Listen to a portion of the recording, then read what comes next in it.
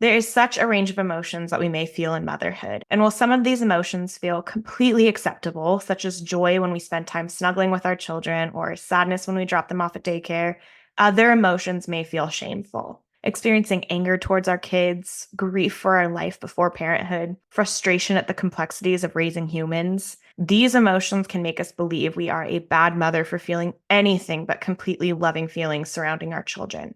But these complex, mixed up emotions are normal, especially in the context we are all parenting in.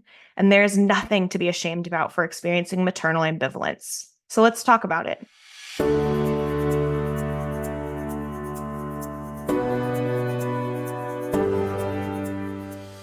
Welcome to the Worthy Mother podcast, where we discuss all things identity, self-compassion, and fulfillment within and beyond motherhood. I'm Emily Rose Hardy, a mindset and self-love coach for moms. I am a firm believer that to be able to take care of our children, we must take care of ourselves first. This is not a parenting podcast. No, this is a podcast where we will challenge the societal expectations of what it means to be a mom, demystify the perfect mom myth, and learn to love ourselves. You are worthy, mama. Let's do this.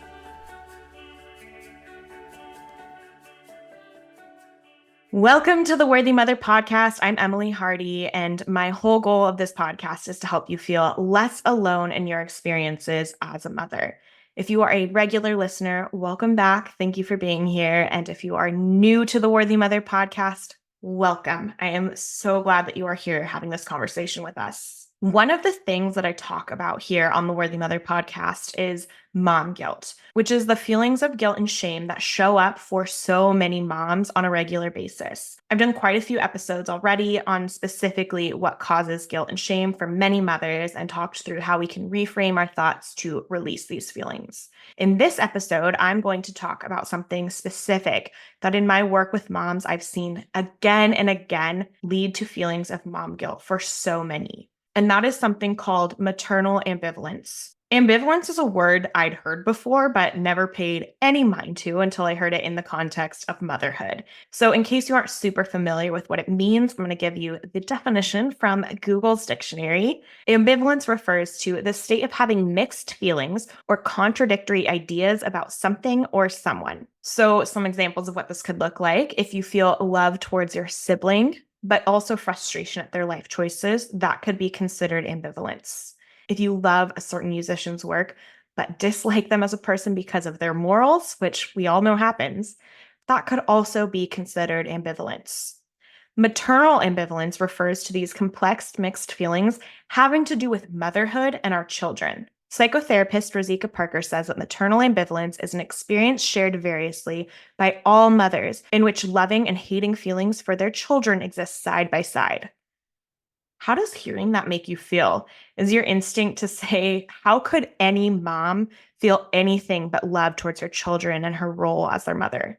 Or does it give you almost a sense of relief to know that these complex feelings that you've been experiencing can be considered normal? Like there's nothing wrong with you for not feeling perfectly loving in all moments.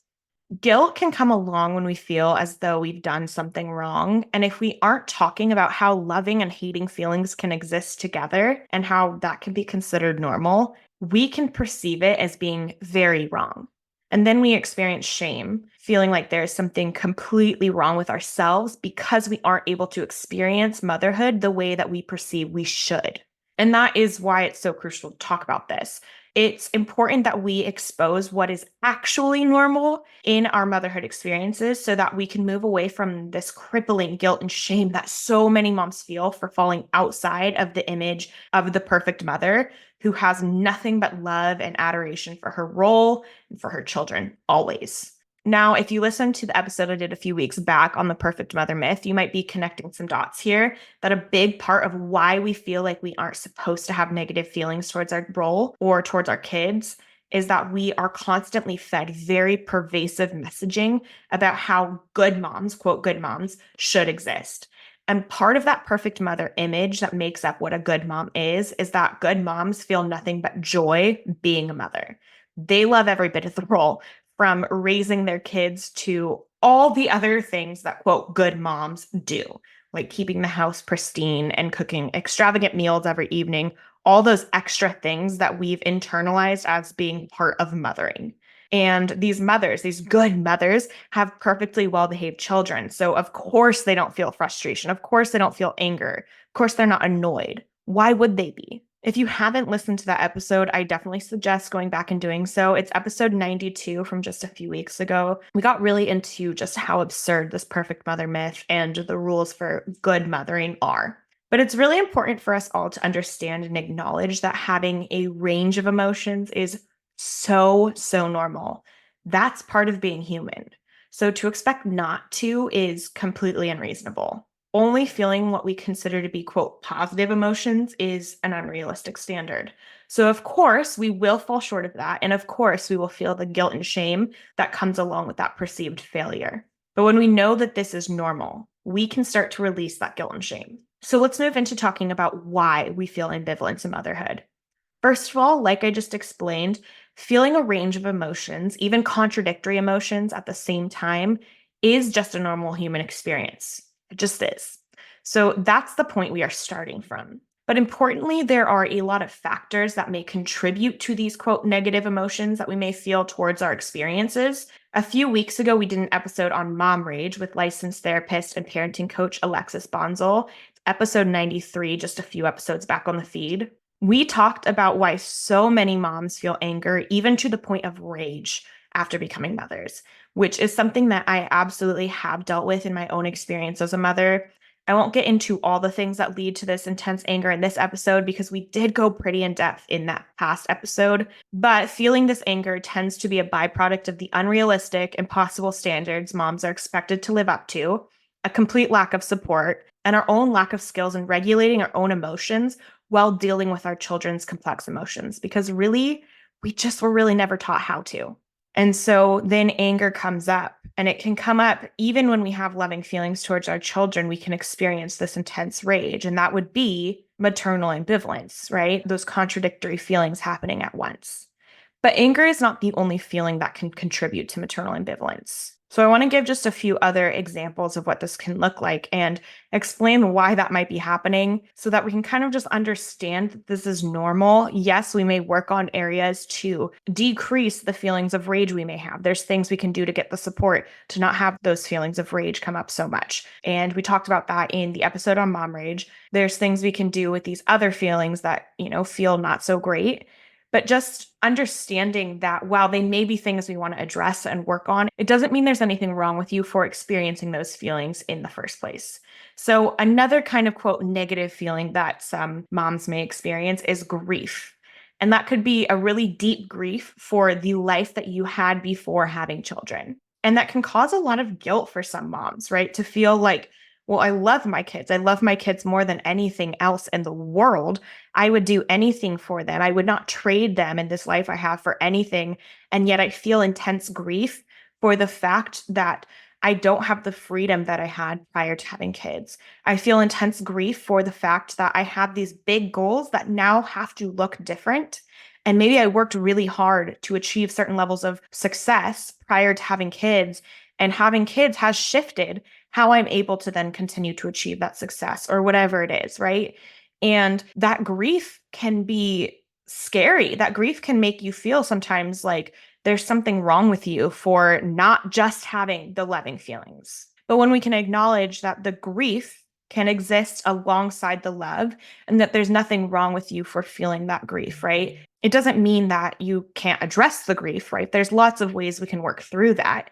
But just to know that on the baseline of experiencing the grief along with the love, there's nothing wrong with you. That does not make you a bad mom.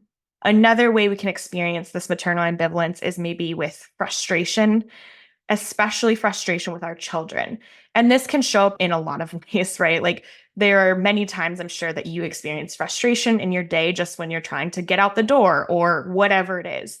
But something that kind of comes up for me when I think about this, especially with my background as a teacher, is frustration with our kids not necessarily living up to certain expectations that are set on them. So if we think about how they're doing in school, how they're behaving with friends, how they are acting in the home, and we perceive that they should be doing everything as these good little children, right? Not necessarily because we actually believe that's possible, but because it's the expectation of good mothers, right? To have good, well-behaved children. We get a lot of messaging about that. If you're just doing it right, then they'll do it right. They'll be these good, well-behaved kids who are succeeding in school and have lots of friends and everybody loves them. And so there's a lot of room then to feel frustration when our kids are struggling in school, when they're not living up to the expectations that have been set for them by some external force, right? And these expectations, these kind of standards, again, well, we can logically say that's not developmentally normal, or like it's okay that they're not thriving the way that I did when I was in school, right? Like it's okay for them to be different. We can logically say that that's okay, but it can still cause this frustration. And when we feel that frustration, then it can feel very off, right? It can feel like, wait, I'm supposed to be loving my child unconditionally. And the frustration doesn't mean that you don't love your child, but it can cause this guilt to kind of boil up in us and these feelings of shame like, well, if I was a good mom, these things wouldn't be happening. And I would feel nothing but just love and good feelings towards my child and not expect anything different of them. I would accept them exactly as they are. And it's just, there's so many factors. And so again, I'm not saying that we want to just sit in that place of having frustration. There's things we might be able to do to work on that. But it's okay if you are experiencing frustration. There's nothing wrong with you as a mother for experiencing frustration towards your child or towards your situation. Of course, that's just one way that we may feel frustration. There's so many other ways we may feel frustration when the house is a mess. I know that's something for me that comes up a lot is like this deep frustration of like, I don't like picking up messes. And so when the house is a mess after I just picked up a mess, it really gets on my nerves. It really frustrates me. And that's something that I am working on. It's something that's really triggering for me. And so it's something I'm working on.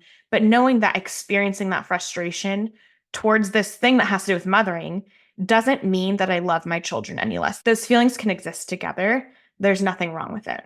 One more of these, quote, negative emotions that we may feel that contributes to maternal ambivalence is annoyance or irritability. And I know, again, for me, this is something that I've dealt with kind of the overstimulation of having kids. My oldest is a kid who just loves sensory input. If it's too quiet in the house, he's making noise. There's always noise. There's always something happening. And for me, I'm the complete opposite. I like it quiet. It's really hard for me when there's a lot going on. I just feel super overwhelmed, super overstimulated. And so I get annoyed a lot. Again, something I'm working on, something I have been working on since he was a baby. It's something that I probably will continue to have to be working on because it's not just something you snap your fingers and it's solved. But again, it's important to acknowledge that I can be annoyed with my child. I can be annoyed with a situation and still have the utmost love. That ambivalence, those mixed contradictory feelings can exist at the same time. And even though that may feel complex, it does not make me a bad mom. If you experience annoyance towards your child or towards a situation, whatever it is, that does not make you a bad mom. It doesn't. These are normal experiences. To have maternal ambivalence is normal. And that is especially true in this world that we live in, where the expectations of mothers, the messaging that we're getting is at an all-time high. We are constantly fed these inputs of what it means to be a good mom. Again, referring back to that perfect mother myth. Even if you've never consciously thought about it, you know what is expected of good mothers, right? That quote, good mother, what is expected. And you also probably, even if it's unconsciously, subconsciously, know that you are not living up to those expectations because you cannot. You cannot be perfect. And so just recognizing that there's so many pressures on us that are going to lead us to feel different emotions. Anger is the big one. It really makes sense when we put it in that context. And so I really don't want to understate how big of a deal the context in which we are mothering in, the context in which we are living in, does play a role in our emotions. And that doesn't mean anything about you as a human being, as a mother.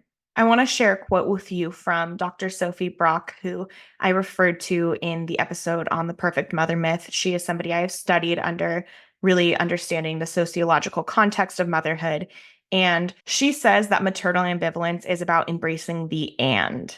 right? It's about embracing the fact that we can have the incredible love that is undying. It is unconditional. It is something that is unlike anything else in our lives. We would literally do anything for our children, right? That is so true in our experiences. And we can experience all these other emotions at the same time. There's all these paradoxes that come about in motherhood. It's like when you just desperately need a break and you have time to yourself, right? You leave the house and then you wish your kids were there. Like, how often does that happen? I know for me, that happens a ton. Or when you just cannot wait for bedtime and then your kid falls asleep and they're just so cute and you just can't stand how cute they are and you just want them awake and you want to snuggle them. It's these feelings that can be really paradoxical and really confusing, and that's okay. We can embrace the and. We don't have to say, I'm only a good mom if I only experience the undying love. We can experience that love and experience the full range of emotions that comes with being a human, that comes with the complex act of raising children and just being around children all the time because they're a lot, right? That's okay. Now, quickly, one last thing I want to leave you with in this episode is just to acknowledge that maternal ambivalence is a very normal experience for mothers. However, it can also come up in postpartum mood disorders. And so it's really important just to know that if you feel like you may be experiencing anxiety or depression that is outside of what I'm talking about, right? Outside of the scope of what I'm talking about, it's really important to address that because that is something that, while is common, is not normal. And we want to have that addressed because your mental health matters. We want to be taking care of that mental health.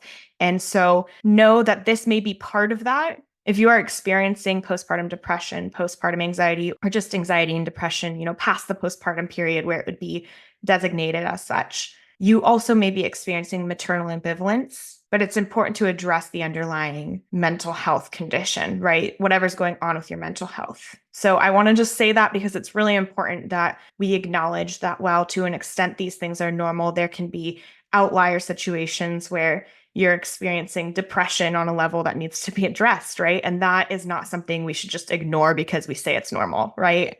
So with that, I hope that this conversation just maybe brought a little bit of clarity to why it is that we feel these, contradictory emotions that may be pulling us in different directions, and help you see that that doesn't mean anything about you as a mother in terms of like your worth, your enoughness. You are a good mother, even if you feel these quote negative emotions at points. We will be back with another guest episode next week. I so appreciate you being here. If this episode resonated with you, definitely share it with another mother in your life. Share it to your Instagram stories. Let's get the word out there. Let's really normalize normal experiences for moms. It's so important that we're having these conversations and having them on a wide scale. So go ahead and share the episode. I will see you next week. You are worthy, mama.